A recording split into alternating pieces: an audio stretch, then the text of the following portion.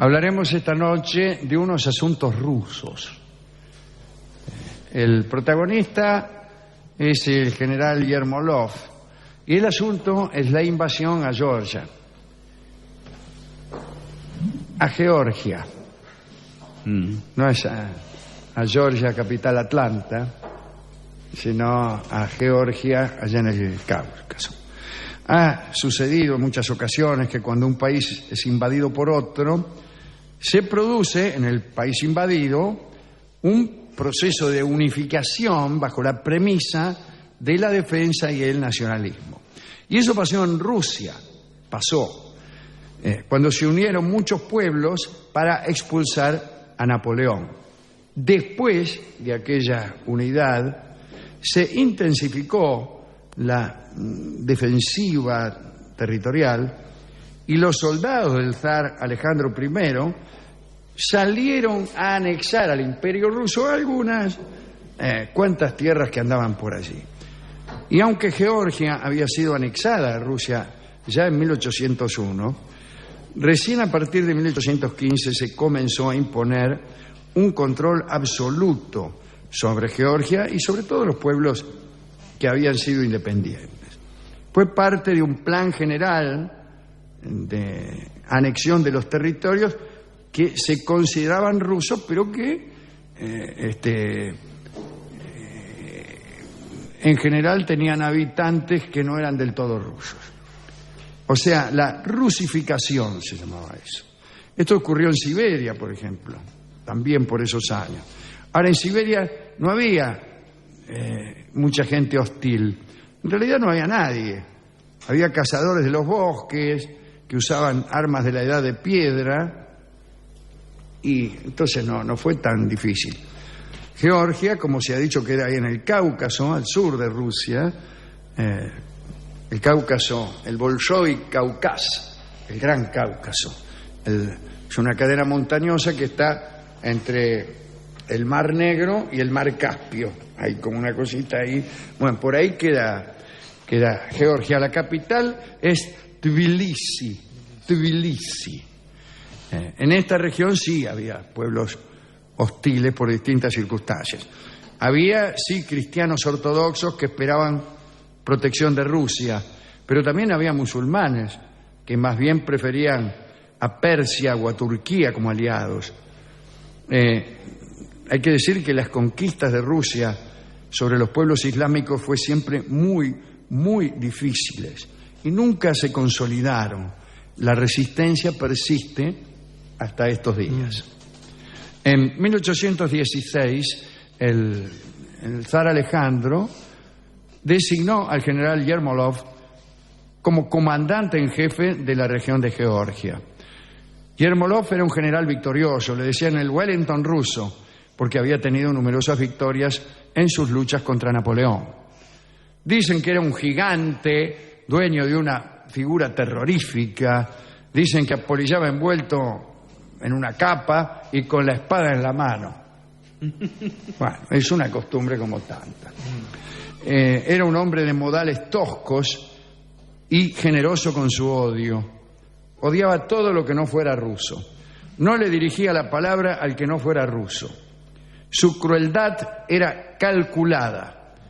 Decía Yermolov: deseo que el terror de mi nombre defienda nuestras fronteras con más fuerza que las barreras. Bueno, una ejecución salva de la destrucción a centenares de rusos. Era malo. Bien. Sí. Yermolov sirvió una década en el Cáucaso y en Georgia. Su método era sencillo.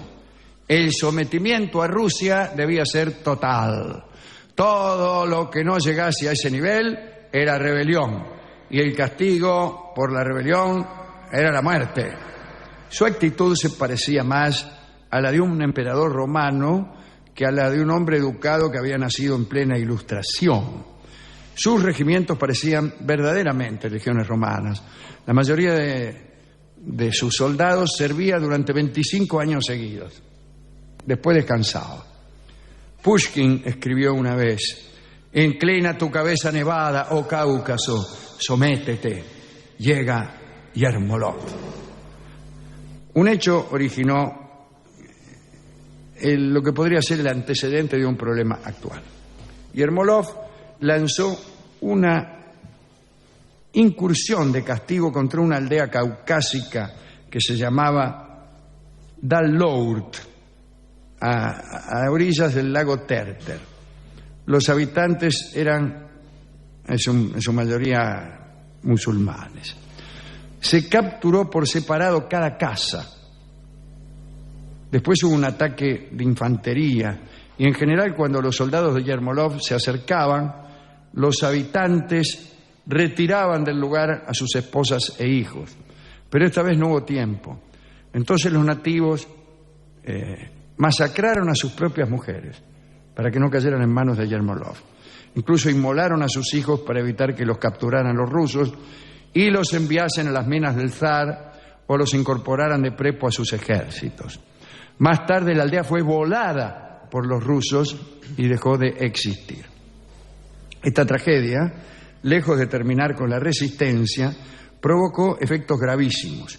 Originó una nueva e intensa forma de fundamentalismo llamado muridismo. En la teología islámica, un murid es aquel que desea hallar el camino. Los muridas son aquellos hombres que estudian la fe musulmana de un modo místico. En el Cáucaso, este fundamentalismo místico adoptó una forma esencialmente militante. El muridismo puede ser considerado como la más antigua respuesta organizada del Islam al colonialismo europeo después de las cruzadas, ¿no?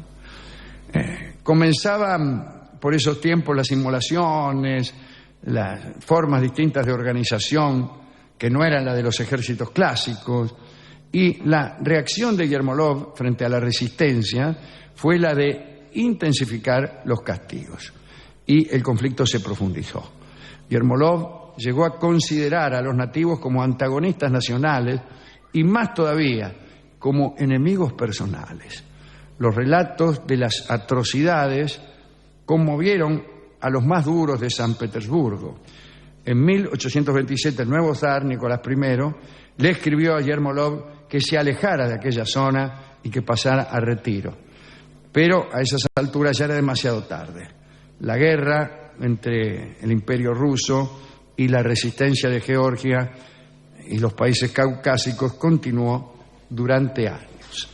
En 1850, nada menos que León Tolstoy debió luchar en la hueste rusa para retener a los georgianos dentro del imperio.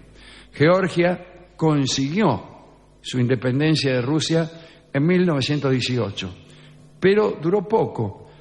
En 1921 volvió a ser invadida con los muchachos, ¿no?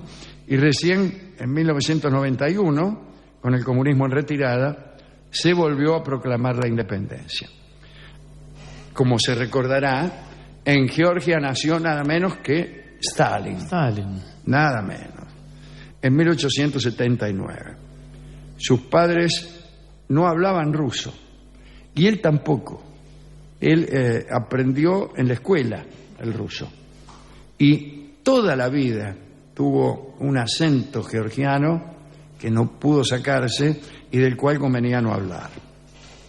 Cuando llegaron los muchachos en el 18 o en el 21, los recibió Stalin con mucho entusiasmo y pronto, como sabemos, se convirtió en la persona más poderosa de aquel régimen, particularmente después de 1924, cuando murió Lenin.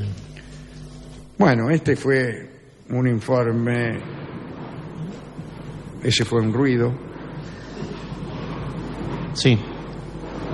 No sé qué es eso. Es Yermolov. No, eso de... Sí. Bueno. Son festejos ajenos. En esa región siguen los problemas, pero bueno. Le dedicamos esto al amigo Tolstoy y en una discoteca buscamos canciones rusas y georgianas, canciones de Tbilisi. Muy difícil para... Es muy difícil. Tan difícil que no sé si hay. Sí, el discotecario dijo que enseguida venía y aún no ha regresado. No. Entonces hemos tomado la samba que se llama La Cuartelera, que seguramente tiene razón con tiene relación con la vida en los cuarteles de... Sí, no sé si el discotecario lo tiene a mano eso, porque justo o quizá usted pueda convocar al sordo ganseantes de tiempo. La cuartelera. Sí. La cuartelera. A ver.